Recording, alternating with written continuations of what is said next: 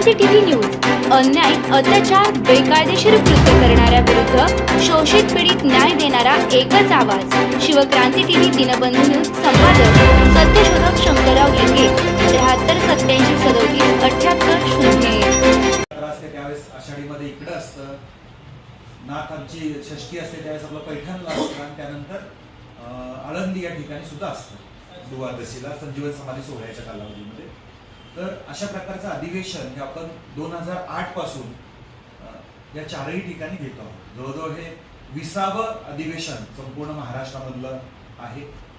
प्रामुख्याने अधिवेशन घेण्याचा मुख्य उद्देश म्हणजे सुरुवातीला वारकरी संत वाङ्मय यांच्यावरती जी चिखलफेक होत होती, वेगळ्या जाहिराती, नाटकं, चित्रपट या माध्यमातून जी विडंबना होत होती सगळीकडे, त्याला विरोध करण्यासाठी सर्व वारकरी संप्रदाय एकत्र आला, सर्व हिंदुत्ववादी संघटना एकत्र आल्या आणि सर्वांनी एक ऐक्याने या सर्व गोष्टींना धर्मरक्षण, संस्कृती रक्षण या दृष्टिकोनातून सुरुवात केली, विरोध करायला सुरुवात केली. यामध्ये बिघडले स्वर्गाचे दार असेल, वस्त्रहरण असेल, या नाटकांपासून याला विरोध करण्यासाठी सुरुवात झाली.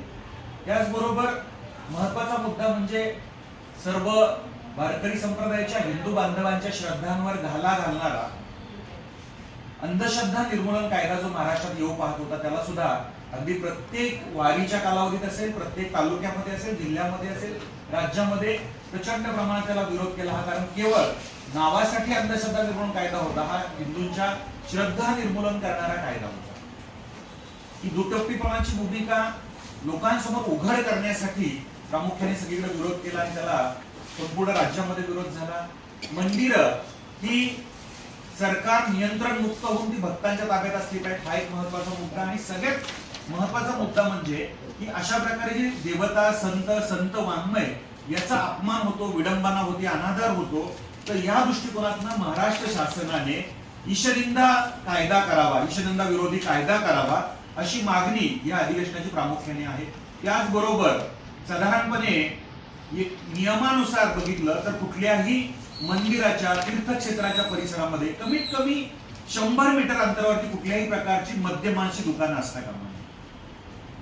आणि असं असताना सुद्धा आज तीर्थक्षेत्रांच्या ठिकाणी बघितलं तर अगदी मंदिराच्या परिसरामध्ये म्हणजे आम्हाला अनेक वारकऱ्यांनी सांगितलं, मुक्ताईची पालखी येते, त्या पालखीत आम्ही अनेक जणांना भेटलो, त्यांनी सांगितलं गेल्या वर्षी सुद्धा पालखी ज्यावेळेस पंढरपूरमध्ये एंट्री करते त्यावेळेस आम्हाला तोंडाला रुमाल लावून जावं लागतं. त्याच काल रस्त्यावरती आजूबाजूला मद्यमांची दुकानं आहेत आणि ह्या गोष्टी कुठेतरी थांबल्या पाहिजेत. केवळ 8 दिवस वारीच्या कालावधीत मद्यमांची दुकानं बंद करून चालणार नाही, तर ती कायमस्वरूपी बंद झाली पाहिजे. त्या परिसरामध्ये ज्यांना खायचंय, आवड आहे, त्याला कोणी विरोध करत नाही, ते गावाच्या बाहेर असावं, कमीत कमी 5 किलोमीटर परिसरात दुसरीकडे कुठेही करावं, परंतु वारकऱ्यांच्या आणि हिंदू बांधवांच्या तीर्थस्थानी मद्यमांची दुकानं असता कामा नये.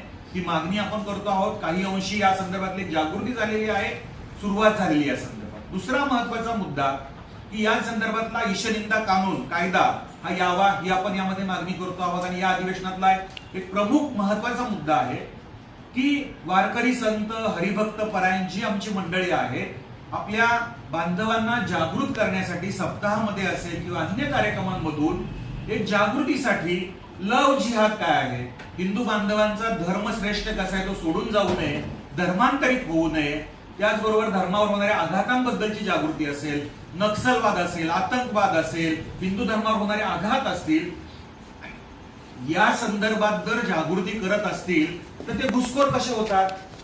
राष्ट्रवादी काँग्रेसचे प्रवक्ते लवांडे यांनी मध्यंतरी वारकऱ्यांना, अगदी प्रामाणिकपणे काम करणाऱ्या वारकऱ्यांना घुसखोर म्हटलं गेलं. 20 लोकांची यादी जाहीर त्यांनी त्या ठिकाणी केली होती. वास्तविक पाहता खऱ्या अर्थाने मोठ्या प्रमाणावर जागृतीचं कार्य करतात हे कुठेतरी डोळ्यामध्ये खुपतंय. आणि म्हणून जाणीवपूर्वकरित्या अशा वारकरी संतांना बदनाम करण्याचे षडयंत्र आहे. आणि अशा वारकऱ्यांची यादी जाहीर करून केवळ त्यांनी त्या संतांचाच अवमान केलेला नाहीये, तर किंबहुना वारकरी संप्रदायाचा अवमान केलेला आहे. आणि त्याची जाहीर माफी मागावी ही मागणी आम्ही वारंवार करतो आहोत.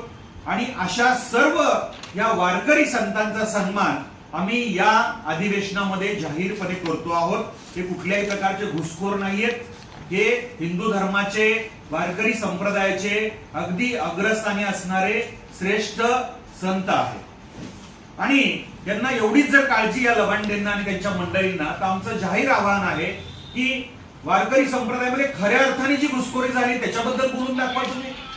आज अनेक ठिकाणी वारकरी संप्रदायामध्ये समता दिंडीच्या नावाखाली त्या ठिकाणी जे विचारक येतात, जे त्या ठिकाणी बोलणारे वक्ते येतात, वारकरी संप्रदायामध्ये संभ्रम निर्माण करण्याचं काम करतात. आता सुद्धा वारीच्या मार्गावरती पुण्यामध्ये अल्लाह देवे अल्लाह दिलावे असा बोर्ड लावला गेला.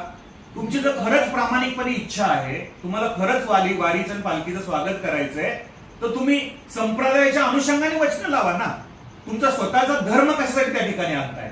त्यामुळे अशा जिहादी प्रवृत्त्यांचा लोक जे आहेत त्यांचा सुद्धा आम्ही निषेध करतो आहोत. गेल्या वर्षी भवानी पेठेमध्ये एक 20x10 एक मोठं होर्डिंग लावलं होतं. मी स्वतः त्या ठिकाणी होतो, बघितलं त्या ठिकाणचं. तर तिथं काय लिहिलं होतं, तर अल्लाह के सिवा कोई माबूद नाहीये. आता याचा अर्थ कळत नाही आपल्याला. वारीच्या मार्गावर संत परंपरा, संत ज्ञानेश्वर माऊली, जगद्गुरु तुकोबाराया यांची पालखी ज्या मार्गावर जाते, ज्या ठिकाणी त्याचा मुक्काम आहे, अशा ठिकाणी तुम्ही याचा अर्थ काय माहितीये की अल्लाह शिवाय दुसरा कोणीही दैवत नाहीये, अल्लाह शिवाय दुसरं कोणीही श्रेष्ठ नाहीये, अशा प्रकारचे बोर्ड त्या वारी मार्गावर लावण्याची हिंमत कशी होते? आणि म्हणून खऱ्या अर्थाने करायचंय तर सांप्रदायिक भूमिका सुद्धा या ठिकाणी आहे की सर्वांना घेऊन सामावून चालतात. तुम्ही तुमचा धर्म त्या ठिकाणी कशासाठी आणता? त्यामुळे हा महत्वाचा मुद्दा आहे. तुम्हाला स्वागत करायचंय, संतांची अनेक वचनं आहेत, ती वचनं लावून स्वागत करा.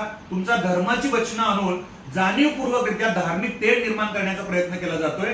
या सर्व मंडळींचा याचा आम्ही निषेध करतोय आणि याचा निषेध या अधिवेशनामध्ये सुद्धा होणार आहे. मागच्या वर्षी अर्बन नक्सलवाद हा वारीमध्ये कशा प्रकारे घुसला जातो? तथाकथित अंधश्रद्धा निर्मूलन समिती यांना फक्त हिंदू धर्मातल्या अंधश्रद्धा दिसतात, अन्य धर्मातल्या यांना कधी अंधश्रद्धा दिसत नाहीये. महत्वाचा मुद्दा म्हणजे आमचं जाहीर आव्हान या ठिकाणी आहे की यांनी कुठल्या ठिकाणी तोंडदेखलेपणाने एखादी कारवाई केलेली असेल, पण यांनी कधी असं म्हटलेलं आम्हाला ऐकिवात नाहीये की कुठल्या तरी एखाद्या अंधश्रद्धेच्या घटनेमध्ये एखादा मौलवी सापडला तर भोंदू मौलवी म्हणण्याची यांची हिंमत नाही, ती प्रकरण उघड करण्याची यांची हिंमत नाहीये. एखाद्या प्रकरणामध्ये होली वॉटर आणि आणखी काय काय देऊन धर्मांतरित करणारा एखादा फादर असेल तर त्या ठिकाणी त्याला बोंदू फादर म्हणण्याची हिंमत नाहीये.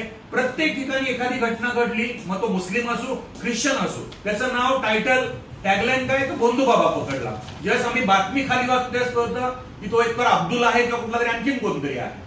मग या सगळ्या गोष्टी दुटप्पीपणाच्या कशासाठी? या अंधश्रद्धा निर्मूलन समितीला आम्हाला खुलं आवाहन करायचंय की मुंबईमधल्या त्या ट्रेनमध्ये बंगाली बाबांचे एवढे मोठे बोर्ड लागलेले असतात, पोस्टर्स लागलेले असतात, या ख्रिस्त्यांचे बोर्ड लागलेले असतात की आम्ही एड्स बरा करू, कॅन्सर बरा करू आणि काय करू.